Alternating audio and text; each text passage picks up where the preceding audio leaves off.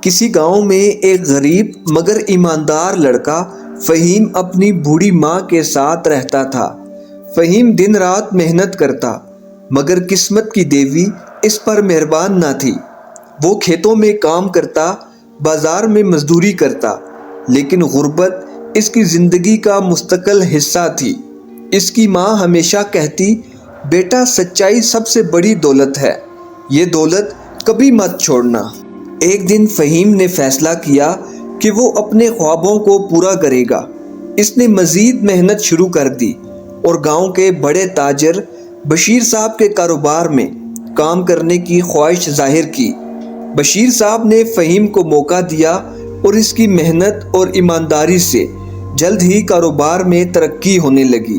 ایک دن فہیم کام کے بعد بازار سے گزر رہا تھا کہ اسے راستے میں ایک بیش قیمت ہیرے کی انگوٹھی ملی۔ وہ جانتا تھا کہ یہ کسی کے لیے بہت قیمتی ہوگی۔ کچھ لوگ اس کے پاس آئے اور کہا، فہیم، اتنی قیمتی چیز تمہیں مل گئی، اب تمہیں کسی کے محتاج ہونے کی ضرورت نہیں، اسے بیچ کر اپنی زندگی سنوار لو۔ لیکن فہیم نے ان کی باتوں پر کان نہ دھرے۔ فہیم نے فیصلہ کیا کہ وہ اس انگوٹھی کے مالک کو ڈھونڈے گا۔ وہ بازار کے ہر دکاندار کے پاس گیا اور پوچھا، مگر کوئی انگوٹھی کا مالک نہ نکلا۔ آخر کار وہ گاؤں کے بڑے تاجر بشیر صاحب کے پاس گیا۔ بشیر صاحب اپنی دولت اور ایمانداری کے لیے مشہور تھے۔ جب فہیم نے انہیں انگوٹھی دکھائی تو بشیر صاحب کی آنکھیں خوشی سے بھر آئیں۔ یہ میری بیوی کی انگوٹھی ہے جو کل بازار میں کہیں گم ہو گئی تھی، اللہ تمہیں جزا دے۔ بشیر صاحب نے فہیم کی ایمانداری کو دیکھ کر اسے اپنے کاروبار میں اہم ذمہ داریاں دینا شروع کی۔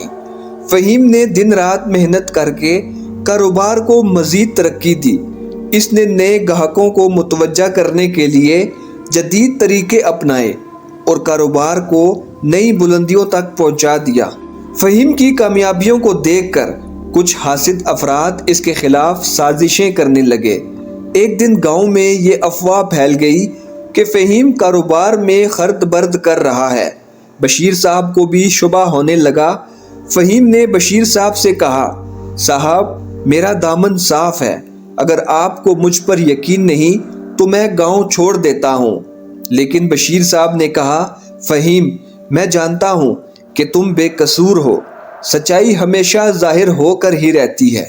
فہیم نے کاروبار کو وسعت دی اور مختلف شہروں میں اپنی شاخیں کھولی۔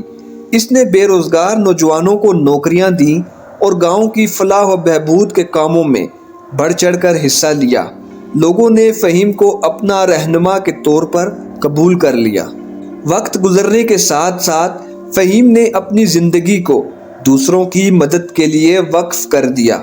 اس نے ایک اسکول اور اسپتال قائم کیا جہاں غریبوں کا مفت علاج ہوتا اور بچوں کو تعلیم دی جاتی۔ اس کے نیک کاموں کی ہر طرف تعریف ہونے لگی۔ چند دنوں بعد حقیقت سامنے آ گئی اور اصل چور پکڑے گئے۔ پورے گاؤں میں فہیم کی ایمانداری کی دھوم مچ گئی۔ بشیر صاحب نے فہیم کو کاروبار کا مکمل اختیار دے دیا اور کچھ عرصے بعد وہ خود سبکدوش ہو گئے۔ فہیم نے اپنے اصولوں پر چلتے ہوئے کاروبار کو اور زیادہ ترقی دی اور گاؤں کے غریب لوگوں کی مدد کرنا جاری رکھی۔ فہیم کی ایمانداری، محنت اور سچائی کی طاقت نے نہ صرف اس کی زندگی بدل دی بلکہ اس کے گاؤں کو بھی خوشحالی کی راہ پر گامزن کر دیا۔ لوگ اسے عزت کی نگاہ سے دیکھنے لگے اور اس کی کہانی نسلوں تک سنائی جانے لگی۔ فہیم کی زندگی ایک مثال بن گئی کہ سچائی کبھی رائیگاں نہیں جاتی۔ فہیم نے اپنی ماں کی نصیحت کو ہمیشہ اپنے دل میں بسائے رکھا۔ اس کی ایمانداری اور نیک نیتی نے اسے نہ صرف مالی کامیابی دی بلکہ عزت و احترام بھی عطا کیا۔ اس کی زندگی ہر نوجوان کے لیے ایک سبق بن گئی کہ سچائی سب سے بڑی دولت ہے۔ فہیم کی زندگی کی داستان گاؤں کے بزرگ بچوں کو سنانے لگے تاکہ وہ بھی ایمانداری اور سچائی کو اپنائیں۔ فہیم نے اپنی کامیابی کو صرف اپنی ذات تک محدود نہیں رکھا بلکہ پورے گاؤں کے فائدے کے لیے استعمال کیا۔ یہ کہانی ہمیں سکھاتی ہے کہ ایمانداری اور سچائی ہمیشہ رنگ لاتی ہے۔ وقتی فائدے کے لیے جھوٹ بولنے اور خیانت کرنے سے بہتر ہے کہ ہمیشہ سچائی کے راستے پر چلا جائے، کیونکہ سچائی ہی حقیقی کامیابی کی کنجی ہے۔ اگر آپ کو یہ کہانی اچھی لگی ہو تو ویڈیو کو لائک کریں، چینل کو سبسکرائب کریں اور ویڈیو کو دوستوں کے ساتھ لازمی شیئر کریں۔ شکریہ۔